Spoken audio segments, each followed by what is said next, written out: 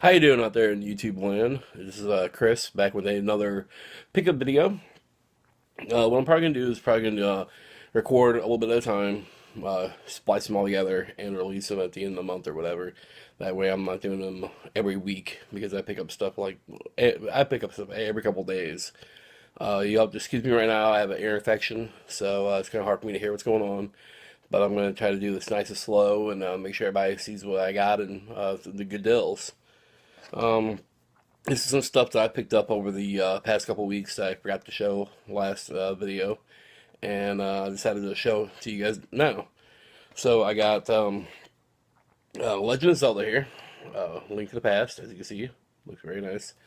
Picked that up for $1 at a yard sale. She had a couple other Super Nintendo games. It was sports titles and whatnot, and I don't really care about Super Nintendo. So when it came to the sports titles, I was like, I'm not really worried. And last but not least, as far as pickup videos, stuff I got from other places, I got Zelda Collector's Edition promo disc from Chad Hager, and I think he sold it to me for like $30 or something because he knows I'm a Zelda collector and he already had it. So it's another copy, and it's very pristine, complete, and I'm glad I got it back because I used to have it, but a roommate of mine stole that along with my Resident Evil GameCube games and quite a few others, and bought them off. Real nice. Uh, so I posted on a Facebook group that I was looking for old games. Somebody responded that he had some Super Nintendo games, and we were talking, and he told me that he was about a dozen of them, and I asked him how much he wanted and what titles he had. He goes, well, I want 30 for him, and he gave me a list of titles, and I was like, okay. I'm like, I'm really interested. I'm like, but I don't think I'll have the $30 right away. I probably wouldn't have it until Friday. He goes, okay. He goes, I don't know if I can meet Friday. I go, okay, well, maybe Thursday. He's like, Thursday, I'm going out of town, whatever. I'm like, okay. And then I'm like, well, maybe I can meet you tomorrow, which is Wednesday. And I'm like, well, the thing is, I only have $20 on me. He goes, okay, well, 20 works fine. I'm like, cool, that's fine. Apparently, they were games of his brothers, and his brother decided he didn't want them anymore. So this is what he sold me. First, a Super Game Boy. It's actually the second one I have, so I'll probably be getting rid of that. I don't collect Super Nintendo, so the next 12 titles are definitely ones I'm getting rid of. There is Clay Fighter, which I'm not a real big fan of. I thought it was actually one of the worst fighting games out there. Kind of right there with Tournament Fighters. It was just really crappy. Good idea. I liked the idea, and it looked kind of cool, but it didn't play at all. Demolition Man. Once again, I wasn't a big fan of that game at all. Trying to play it, you couldn't even duck. People were shooting at me and everything else and killing me, and I was like, wow, that's not good. Tasmania. It's kind of like a weird racing running game where you're trying to grab birds and other weird shit. Uh, Real Monsters, Nickelodeon. I used to love that show when I was younger, and it's a pretty fun game. But like I said, Super Nintendo isn't my thing. It's a platformer. It's fun, but it's just not me. There's Izzy Quest for the Olympic Rings.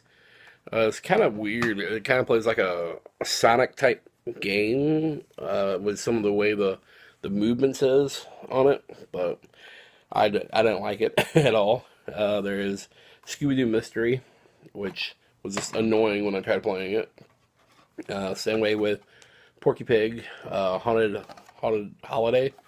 Yeah, Haunted Holiday. I didn't really like it.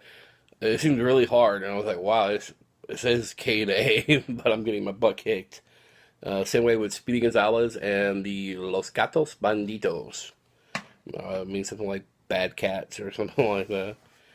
This game actually surprised me. It's pretty fun. I'm actually thinking about maybe keeping it. I don't know yet, but it's Mighty Morphin Power Rangers.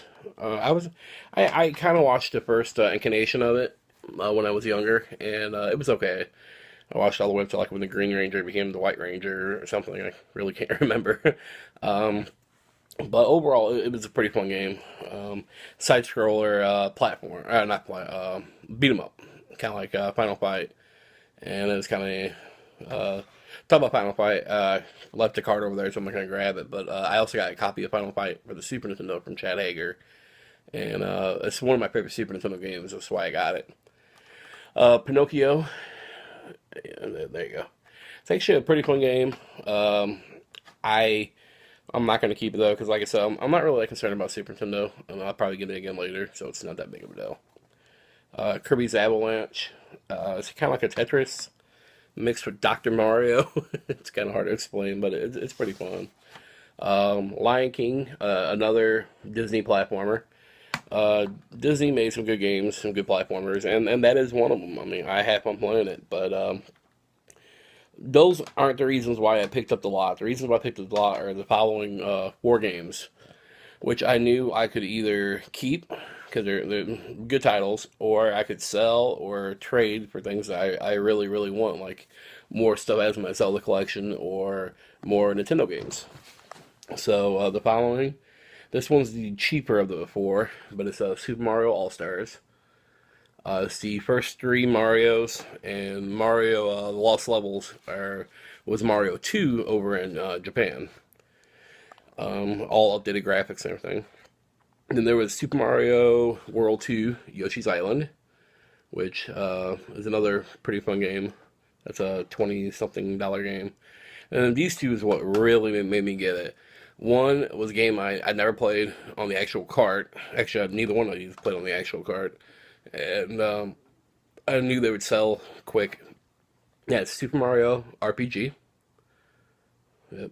It's a really fun game made by Square, not SquareSoft, but Square, back before they became SquareSoft, and Nintendo as a combined effort. And Kirby's Dream Land 3, which was actually the most expensive of the group. And when I was looking at prices, I was shocked by how much it was. I was like, well, wow, it's like a $60 game right there. So that was all the ones for the last week or two, minus a couple I forgot to show you. I'm supposed to be going to Game Trader 2 today. I'll probably end up picking up some more stuff. This weekend I'm going out. I'll probably get some more. And I'll let you guys know what's going on. So until then, have a good one.